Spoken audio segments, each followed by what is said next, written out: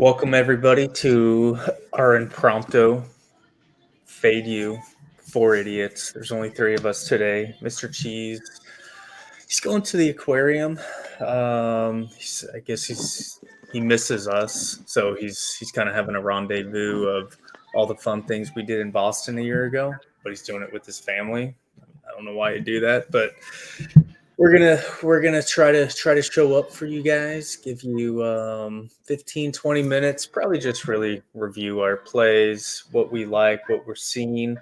um so yeah, no degen for life, but we got hazmat suit here.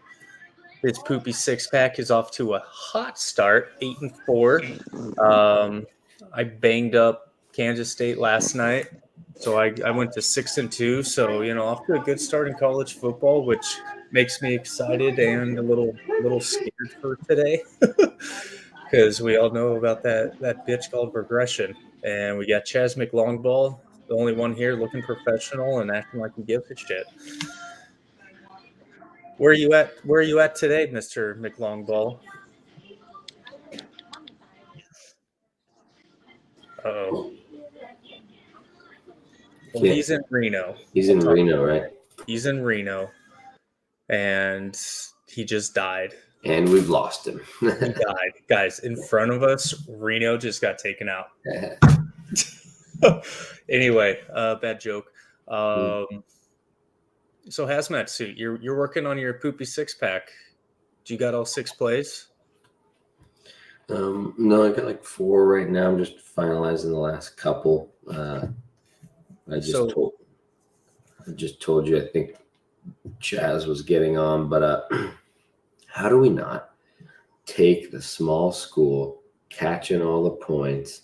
Kind of reminds you of NIU last week knocking off. It's not going to happen, but how do we not take Northern Iowa here? The Huskers just prime time dismantled Colorado, looked like world beat. Well, it was up 21-0 at one point. It looked like it was going to get even nastier and it was going to be like a 28-point blowout, but it didn't end up being that bad. But they looked good, and that defense looked good. 28-10 final. That was just some garbage scoring by the Buffs.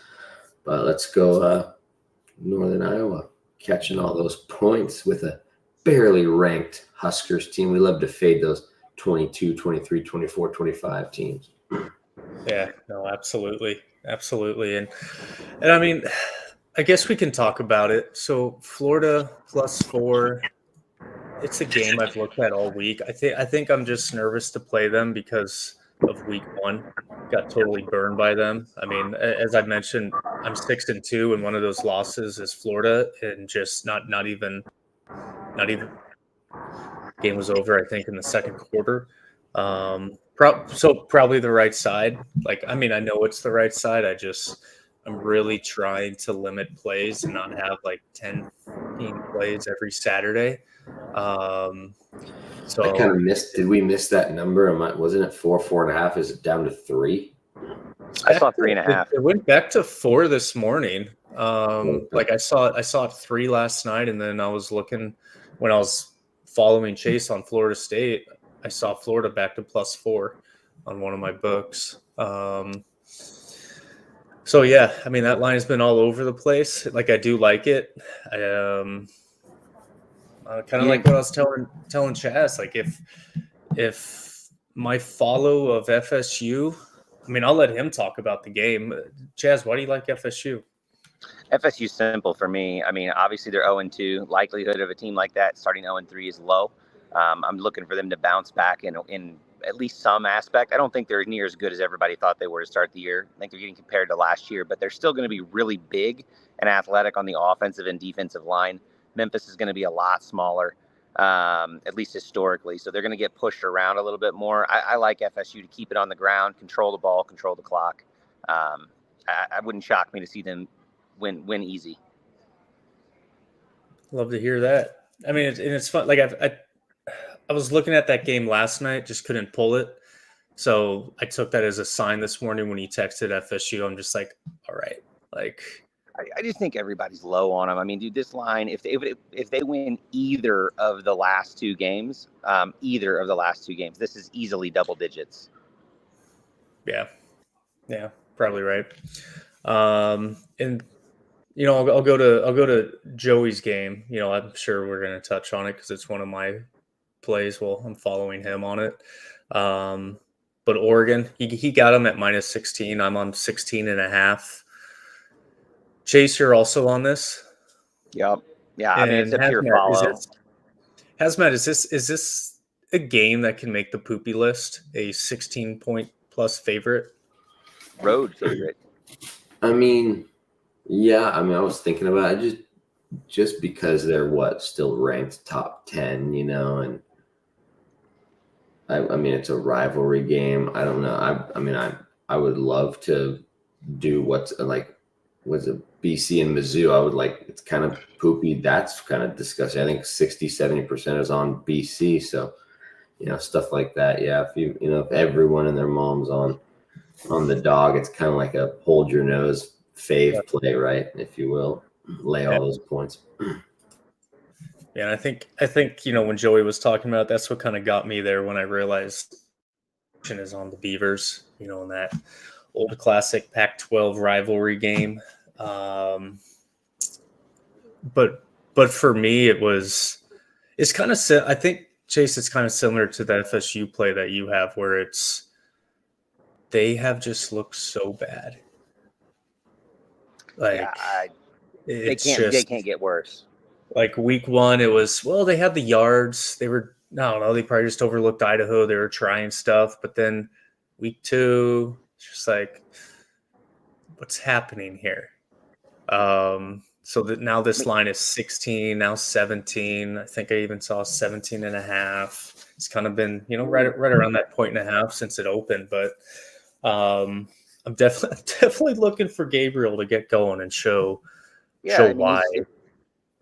If he's going to be a big Heisman guy and everybody's going to be, touting him to be the Heisman favorite and all these things, I mean, he's eventually going to have to show up and put up the numbers and just blow somebody out. So, I would imagine that this week they're going to look a lot better than last. It's early in the season too. Maybe they just got to get some new receivers, new rapport with different guys, a lot of new players in Oregon. Maybe they start putting the pieces together this week. Yeah. And our boy Jeff Buff, Wisconsin. We're talking about them in our group chat. And it's Jeff. I feel like this is going to be that game where they're covering the whole game, and it's like, why didn't I bet this? I was talking to Chris about another play like this: Utah State plus 21, plus 20.5 after getting beat by SC 48-0. But it's just there's certain games I just don't really play, and I always look back and it's like, man, I would make so much more money if I would just play these, but I don't know why. It's just something I mentally just don't really go for. Probably because I don't play them consistently enough. Because Hazmat, we've talked about this so many times where if you play a certain system like that, you have to play them all. And because I know I'll miss some, I think that's why what if Utah blows the doors off of them again this week? Then it's like, oh fuck, now I got to remember to play another game like Wisconsin later on. And you're and then you pick and choose or whatever. Yeah. And that's what makes your 6-pack of shit so special, is because it truly is these types of plays. I mean, one thing about it, somebody would have to fact check me, but I think this is the first road game for Alabama above the Mason-Dixon line since before Nick Saban. So I don't think they ever went north of the Mason-Dixon line the entire time Nick Saban was at Alabama. Every road game against a opponent like that's farther away was played at a neutral site, usually Dallas or Atlanta or something like that. So, interesting. I wish this game was in November.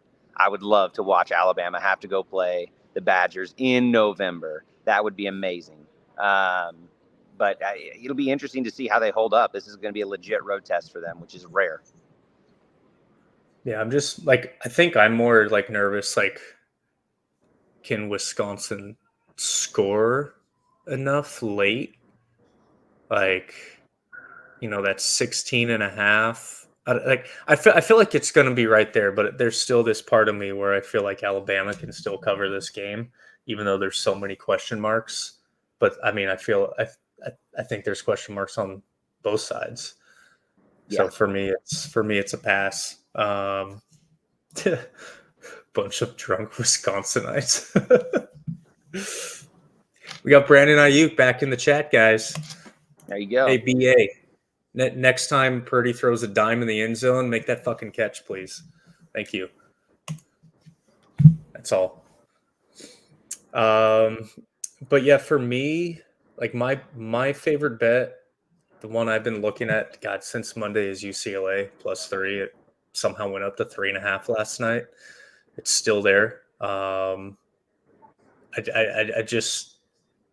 I actually don't understand why it's not UCLA pick -1, which I would probably still take UCLA, but this is just I'm good. I think it just feels like former Pac-12. Now they're in the Big Ten. I just feel like there's not a lot of respect coming for them. And obviously they're down, but defensively they're still going to be there. They can still do enough offensively. Indiana's not a powerhouse. So for me, it's just been a no-brainer all week. I mean, I wouldn't be surprised if UCLA wins by double digits, last second field goal. I don't really care. Wouldn't really be surprised on how they do it. I just think they're being undervalued heavily. Anybody have a take on that? I can't argue. Kyle, you're way fucking off. No, I can't argue. I mean, I think the biggest thing is Indiana, ever since they lost Michael Penix, has been a joke. They were a joke before him. I haven't seen them really give me anything that would indicate that they're going to be a powerhouse. I'm not in love with UCLA this year, but at the same time, I would trust your judgment over mine. And anytime a USC homer is going to tell me that UCLA is the side, it's likely the side. I mean, to be fair, I am more of a 49er homer. For whatever reason, I can I'm really good at picking USC football for some reason, probably because I am entrenched in it year round. But I'm really like to get to next week, Michigan. Man, I was loving that line at +8.5. Not loving it at -3. It might be a no play, but at +8.5, I was like, oh man, fuck the points, just money line it. What about the other USC hater team? Anybody going to play Notre Dame today? It's probably the right side, but no. They just. I mean, I had them in week 1 against A&M, and I feel like I got very lucky there because I'm watching that game in Palm Springs, and it's just Riley Leonard missing a wide open first down pass after first down. And it's not like they were 50-yard plays. I mean, one of them could have been that, but I mean, this is he's just not moving the chains. All of them were, I don't know, definitely under 20 air yards. Some of them even 10 to 12, and it's like this isn't. It's an interesting game for me because the line moving from 10 to 7.5 when you bench Riley Leonard basically for Angeli. Look, I don't think the Angeli kid's a world beater, but he was pretty good in the bowl game last year. I think he's got a better arm than Riley Leonard. Definitely more accurate with the football. You probably lose something on the ground, but I was kind of shocked to see that line move that far. Not like Riley Leonard's been a stud for the first 2 weeks. He's been mostly abysmally terrible. And somehow the line's going to drop 2.5 points. It just seemed like a lot baked in for one player. I mean, absolutely. I mean, because either way, their defense has played very well in both games. There are a few miscues, but still, NIU scored 16 points. It's not like they lost this game 31-24, where the defense gave up, a lot. I think there was one huge play early in the game that really got NAU, kind of momentum going their way. But apart from that, it was the game-winning field goal. Yeah, they didn't do shit in the second half. I think if Angeli's even competent, just remotely competent, like that line is nowhere near where it should be. Notre Dame's infinitely better on the defensive side of the ball and on the offensive line. So if he can just make some competent throws, I would imagine that game's not close. Yeah, Buffy hasn't seen a Notre Dame ticket all week. So Yeah, again, probably the producing right side. pretty I mean, like, trendy. We'll see. it would be fun to go back, all these games we talked about, but aren't really betting, to see like how well they did. If only I had an assistant. Maybe when Claire is older, I can have her just take down notes for me. I can't multitask like work. that. Yeah, no. Dude, it's 7:40 and like she's still sleeping. Like, yeah, dude, you could pay her, up to like what, 13 grand a year, and that's a write-off. She's your little employee, yeah, You're her little Fade-U employee, her first desk job. But Chase, you got another play? I'm on Central Michigan too. It's purely I've been watching Illinois football for a very long time, and they just had a big win last week. Beating Kansas, had a ranked Kansas team. So Illinois always shits the bed the next week. It's just an historical fact. I don't know very much about Central Michigan. I'm just purely playing the fact that I know what Illinois' tendencies are. They've been better early in the year the last couple of years, but I don't know how long that's going to last. And I don't know if that's really the trend to look at, or if it's more along the lines of they just every week that they have a great performance, the next week they just turn the ball over 5 times and look like they're mentally incapacitated. So Chippewa's I'm going to go with Central Michigan getting 3 touchdowns. Money line, right? Oh, I'm not that ballsy. You might be. I think for shits and giggles, dude. What would that money line be like? Plus 1,000, 1,200 at least, I would think. Yeah, I might have to put maybe I'll put $1,000 on them money line and just go get a golf cart from that. Is Central Michigan going to make the 6-pack, Duke? I was definitely looking at it, but I think I have ones that will disgust people even more than that. Oh, Wyoming, like we talked about, how I was gonna say is Wyoming. Yeah, I was gonna say, like, my last play is Wyoming. Like, we were both talking about that early on in the week. Like, I think they've been on our radar since week 1, and you went for them last week. I just kind of held off, which I'm happy about. But I think now it's time to play on. And this might even be a sprinkle money line play. Line's gone down to 9.5. It went up to 11 during the week too. So I have them at 10. Don't really care that it's at 11. Don't really care that it's at 9.5. But yeah, this is for sure in your poopy pack. Yeah, I have to. They've been getting absolutely dismantled. I mean, they lose to Idaho. I mean, that's BYU goes in like we talked about, and it's a huge win as a double-digit dog. Wins out right now. They got to go to Laramie, one of the tougher places to play up of elevation. I know they're used to a little elevation, but they're going up even more, I think. And just a tough place. They're going to be. I know that people don't know. I used to work with a lot of people from that area in Utah, like the Logan area, and the city where BYU is fucking Provo, yeah, Provo area, and that's a huge rivalry between that. That Wyoming Utah people have so this would really make the Wyoming faithful happy if they could knock off the old Cougars. But Chaz's game kind of tripped me out because I was looking at them Chippewas after getting destroyed, and went down. It was like 20. I was like, that's nasty. They're not even giving you the 21 or 21.5. Then I saw 18. I was like, oh, okay, they're taking the poop. But then it popped back up. So I'm like, was that like a bait and hook to get a better line? Like, what's going on with that? But is it back to? Is it still when like I was 20? looking at it, I saw it at 18.5 too, and then I saw it at 21 this morning. I'm like, god damn it, I have to. Yeah. It'll be a good one. But yeah, anybody see anything else that you're not playing that just missed your card? think I've gone over a couple. That was most of it for me. Yeah. Be interested to see why Joey just thinks that the Ducks are going to win by 1,000. He gave a little write up, but yeah, I mean, when's the last one that stuck out to me? I don't know if you guys saw this. When is the last time Akron Zips have been a 13.5-point favorite to anybody? wow, maybe never. Yeah.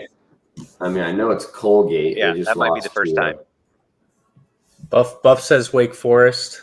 I got nothing there. Ooh, that's gonna be a track meet.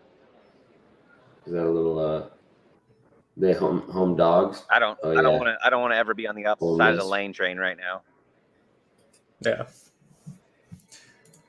Yep. Well, boys, I mean, 15, 20 minutes is what we said. We're at 21. Chase, you got 10 minutes before you start work on a Saturday. Yeah, I know. I gotta get some coffee. Yeah. Well, thanks for joining. I hope DGen for life gets the ducks for us. I hope he has fun at the aquarium. I love the aquarium. Quack, quack. And Jeff says Colgate is a hockey school. But Hazmat, just remind everybody what happens when you bet on poop. Sometimes they win outright. They do. Pac-12 after dark. Huskies knock off Notre Dame. That was disgusting. It was in the 6-pack. Now we got Mountain West after dark. Yeah. Yeah, right?